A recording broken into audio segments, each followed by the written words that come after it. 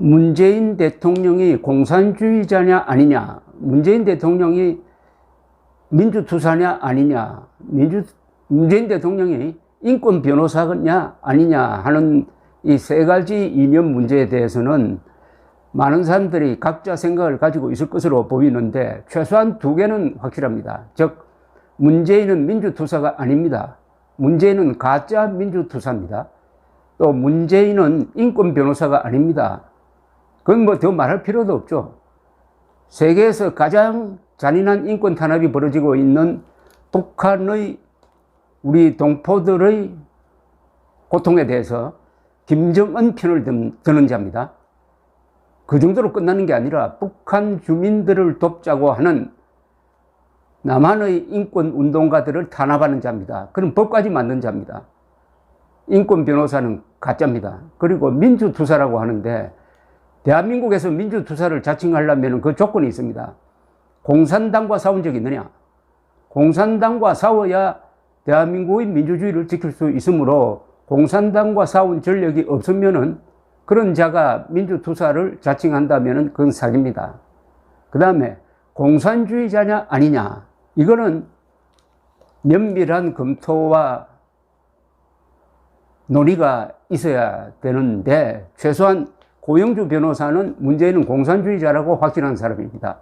그런 발언을 했다가 명예훼손으로 고소를 당해가지고 지난 6년 동안 법정 투쟁 끝에 결국 대법원에서 이겼습니다. 대법원이 무죄 취지의 파기환송 선고를 한 겁니다. 여기에 대해서 고영주 변호사가 대표로 있는 자유민주당이 오늘 아주 의미 있는 광고를 냈습니다. 조선일보 사설면입니다.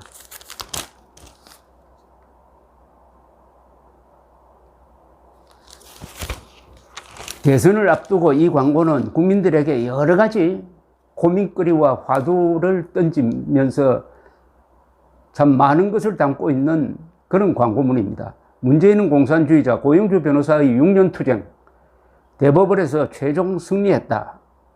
자유민주당 대표 고영주 변호사의 문재인이 공산주의자인 근거 제시 발언에 대해 지난 16일 대법원은 무죄 최종 판결, 문재인 대통령의 21일 유엔 연설 종전선언 주장도 주한미군 철수로 자신의 공산주의 사상을 이 땅에 실현시키겠다는 건 아닌가라고 질문하고 있습니다.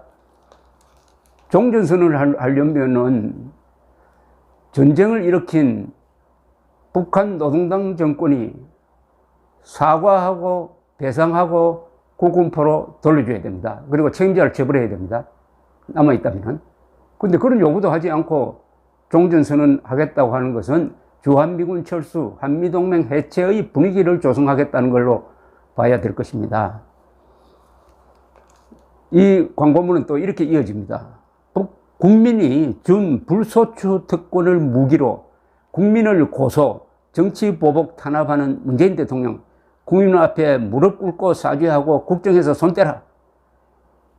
문 대통령이 대통령 당선 전에 고영주 대표를 고소해 놓고 대통령직에 오른 뒤에까지 임기 내내 4년 6개월 동안 도합 6년에 걸쳐 최종 재판까지 강행한 것은 유례가 없는 국민 탄압이자 정치 보복이다. 문 대통령은 2019년 자신을 비판하는 전단을 뿌린 청년 김정식 34살까지 모욕죄로 고소하여, 또 고소한 게 더 있네요. 2년 동안이나 피가 마르게 하는 고통을 주었다. 이게 대통령이 할 행태인가?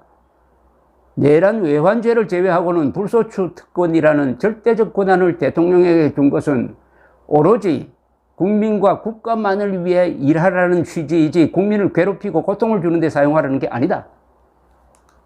이게 바로 이거죠. 자기는 헌법으로부터 대통령 재임기간 국가 반역죄 이외에는 국가 반역죄만 형사소추 대상이고, 그 이외의 범죄 혐의에 대해서는 형사처벌 받지 않는다고 딱 해가지고 대통령을 보호해주고 있습니다. 그런데 자기는 헌법으로부터 근사한 방패를 하나 가지고 있으면서 그런 방패가 없는 국민들을 상대로 고소한다는 겁니다. 고소거리도 안 되는 거. 이런 비겁한 자가 어디에 있습니까? 원래 힘이 있는 사람은 너그러워야죠. 우리나라에서 가장 힘이 있는 사람이 힘없는 국민을 고소하면 되겠습니까? 이거는 도덕적으로 가장 비열한 인간이라는 겁니다. 그러면서 문재인 대통령은 왜 공산주의자인가? 고영주 대표의 법정정은 30여 가지 근거사실 해가지고 쭉 나열했습니다. 왜 고영주 대표는 문재인 대통령을 공산주의자로 봤느냐? 첫째, 북한의 대남 적화 통일 전략에 부합하는 운동. 월남전에서의 미국 패배 및 월남 공산화 예언 실현에 희열을 느꼈다는 발언. 유엔 사령부 해체와 주한미군 철수로 직결되는 한반도 종전선언, 평화협정 체결 주장. 국가보안법 폐지와 북한 공산정권과 연방제, 아프간, 베트남처럼 미군 철수 후 대한민국 붕괴. 2. 통진당 해산의 결정적 근거인 북한식 사회주의 사상인 진보적 민주주의 지향. 3. 공산주의자가 보이는 운동상 공통특징. 내란 선동범 이석기를 2번에 걸쳐 가석방 또는 사면하는 등 공산주의자에 대한 호감 표시. 공산주의 운동인 불임사건 관계자들과 평생 동지를 맺음. 4. 대통령 취임 후의 공산주의자 성향 표출. 북한 추종 주사파 집단인 전대협 및 한총련 등 운동권 인물들을 청와대 비서관으로 대거 배치. 북한 의전 국가원수 김명남에게 공산주의자인 신영복을 사상적으로 존경한다고 발언. 맞네요. 북한의 핵 폐기 의사가 없음이 확인되었음에도 대북 지원을 계속 강행. 한미동맹을 해친 산불 약속. 미사일 방어체제 편입 거부, 사드 추가 배치 불허, 한미일 군사동맹 거부, 대한민국 헌법에서 자유를 삭제하는 개헌을 시도하고 역사교과서에서 자유를 삭제, 1948년 8월 15일 대한민국이 건국된 사실을 부정. 여기에 제가 보태려면 한 20개는 보탤 수 있겠습니다. 하필 홍범도, 그 다음에 김원봉 같은 공산주의자를 존경하고 이승만, 박정희 같은 반공주의자를 싫어하는, 또 국정원장 중에서 김정은과 맞섰던 사람들을 골라내듯이 해가지고 감옥에 보낸 이 정권. 이것도 문재인 대통령은 왜 공산주의자인가 라는 여러 가지 근거에 포함되어야 할 것으로 저는 그렇게 생각합니다.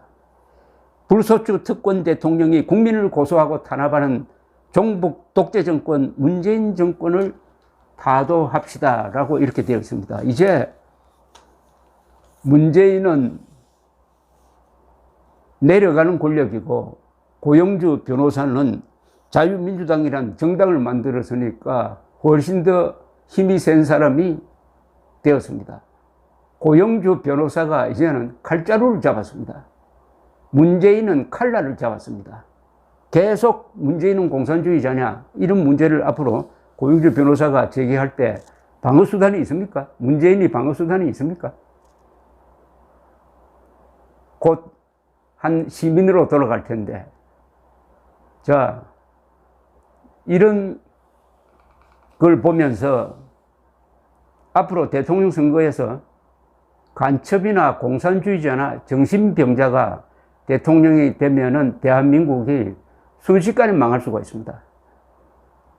청와대는 비행기의 조종실과 같습니다. 그 조종실에 간첩이나 공산주의자나 정신병자가 들어가면서 이 비행기를 몰면은 어떻게 되겠습니까? 이런 사태를 막는 방법은 하나 있습니다. 선거운동 과정에서 대통령 후보들의 사상 검증을 철저하게 하는 겁니다. 제도적으로 하는 겁니다. 의무화하는 겁니다. 동시에 대통령 후보들의 정신감정을 전문적으로 제도화, 의무화하는 제도를 만들어야 됩니다. 그 제도가 만들기 어려우면은 지금부터라도 대통령 후보로 이름 떠오르는 사람들의 사상과 정신건강을 언론이, 그리고 일반 시민들도 가세를 해가지고 또 전문가들도 거기 참여해가지고 철저하게 낱낱이 밝히는 것입니다. 그렇게 해야 간첩이나 공산주의자나 정신병자가 대한민국의 조종실에 들어가는 것을 막을 수 있습니다. 감사합니다.